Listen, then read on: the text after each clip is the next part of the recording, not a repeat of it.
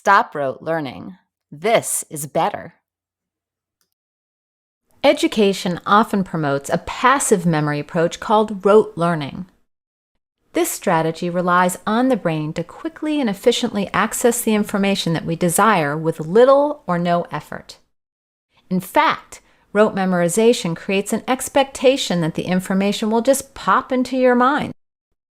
Unfortunately, for many learners, this is an ineffective and often frustrating option.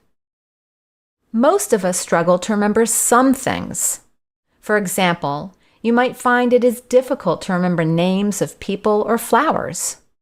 Perhaps your memory is quite good when studying for tests, but the stress involved in test taking blocks access to what you know. So what should you do? Let me introduce you to conscious learning. Conscious learning is a term that I like to use to describe a different way of learning or encoding information for improved retrieval or recall. It involves using the tools of our working memory to both connect new information to prior knowledge and also employs memory strategies that utilize the inner voice, visualizations, and spatialization skills. When we use conscious learning, we organize and encode our new knowledge in a way that becomes readily accessible when we need it. It's like organizing a messy room so that we can quickly find our belongings. There are a number of steps that are required to teach conscious learning. First, become aware of your memory challenges. Each individual has their own unique blend of memory abilities and difficulties. So making a list of these memory challenges can be really helpful. Second, decide to employ conscious memory strategies. Whenever your memory fails, choose to overcome it. Third, pick your memory approach. Here are 3 examples.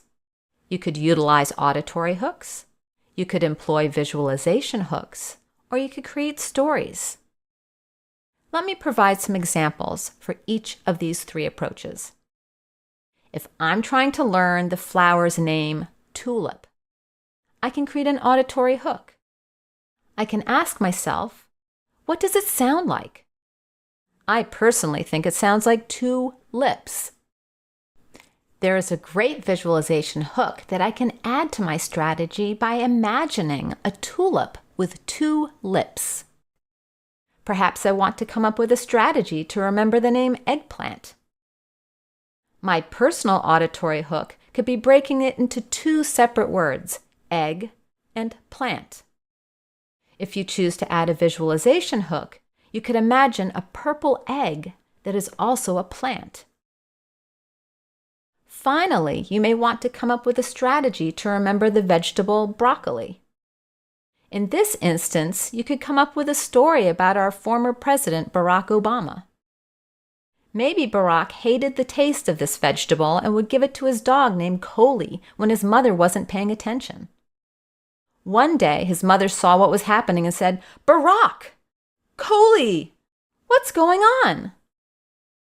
Then the student can visualize their funny story for an added memory strategy.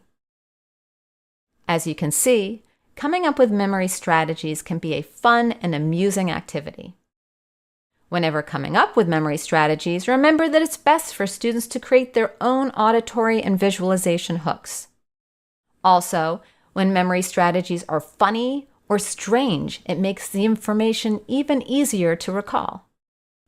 If you want to learn more of my memory strategies, consider my course, Developing Executive Functions and Study Strategies, a Comprehensive Approach.